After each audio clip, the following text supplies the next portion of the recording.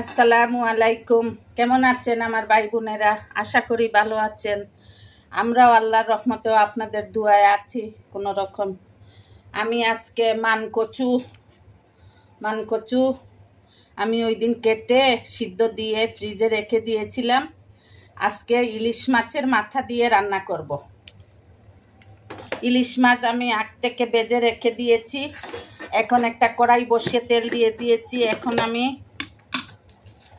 পেঁয়াজ কুচি দিব। এই তেলের মধ্যে পেঁয়াজ কুচি দিয়ে দিলাম। আপনারা ইচ্ছা করলে রসুন কুচি দিতে পারেন, আমি রসুন বাটা দিয়ে দিচ্ছি। আর কুচাতে ইচ্ছে করতেছে না, আমি বাটা দিয়ে দিচ্ছি। চায়ের চামচে 1 চামচ, উঁচু করে 1 চামচ দিয়ে দিলাম। আপনারা কুচিও দিতে পারেন, কুচি দিলে আরও ভালো হয়। এখন আমি মরিচের গুঁড়ো 1 চামচ, চায়ের চামচে 1 চামচ দিয়ে দিলাম। আর হলুদের গুঁড়ো আধা চামচ দিয়ে একটু পানি দিয়ে দিব। শুকনা মশলা পুড়ে যাবে। মশলা পুড়ে গেলে যত ভালোই রান্না হোক আর খেতে ভালো লাগবে না। এই দিক যারা নতুন রাঁধুনি তারা এই দিক খেয়াল রাখবেন। আমি প্রথম যখন রান্না করতাম আমি এইভাবে মশলা পুড়াতাম। আমার দেবর বলতো খেতে বসে, আজকে নিশ্চয় ভাবি রান্না করেছেন। তো আমার শাশুড়ি বলতেন, তুই কিভাবে দেখলি? বলে, না, মশলা পুরা গন্ধ, ভাবি ছাড়া আর কে করবে এরকম। এখন এই দুটো ইলিশ মাছের মাথা আগে বেজে রেখেছি, এগুলা দিয়ে দিব।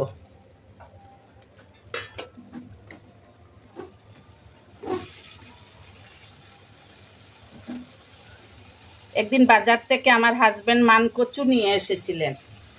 তো ওইটা আমি কেটে পরিষ্কার করে রেখে দিয়েছিলাম ইলিশের মাথা দিয়ে খাবার জন্য। এখন ইলিশ আসছে, কয়েকটা খাওয়া হয়েছে, কিন্তু আমার আর মনে নাই যে এটা রাখছি।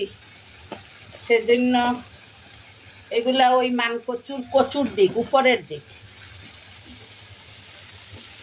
এগুলারে কি বলে, গুড়া না, উপরের দিক।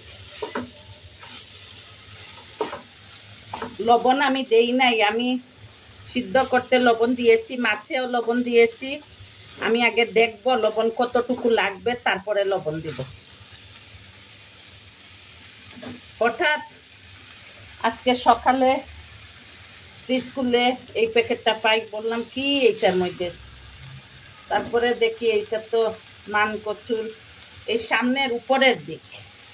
সেজন্য আমি ভাবলাম তাইলে আজকে ইলিশ মাছের মাথা যখন আছে আজকেই বেজে নেই।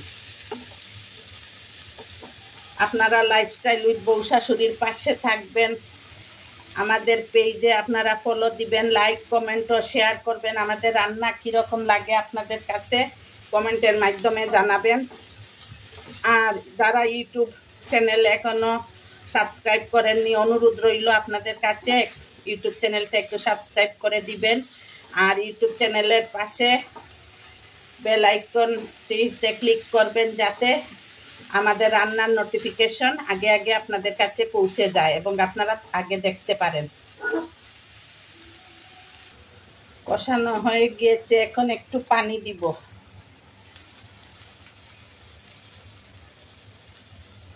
পানি দিয়ে আগুন লোতে করে রেখে দিব ঢাকনা দিয়ে ঢেকে 10 মিনিটের জন্য।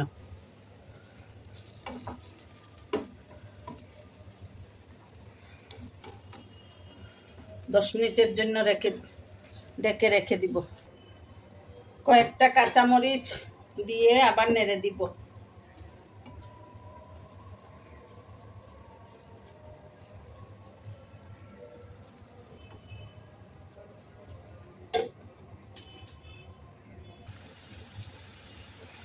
ইলিশের মাথা দিয়ে আমার মানকচু রান্না হয়ে গিয়েছে। আমার লবণ একটু দিতে হয়েছে, বাকি সব ঠিক আছে।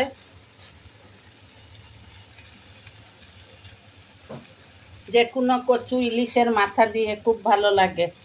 আমি ইচ্ছে করে রাখছিলাম কিন্তু ভুলে গেছিলাম। আজকে হঠাৎ দেখি যে প্যাকেটটা, তাই রান্না করলাম।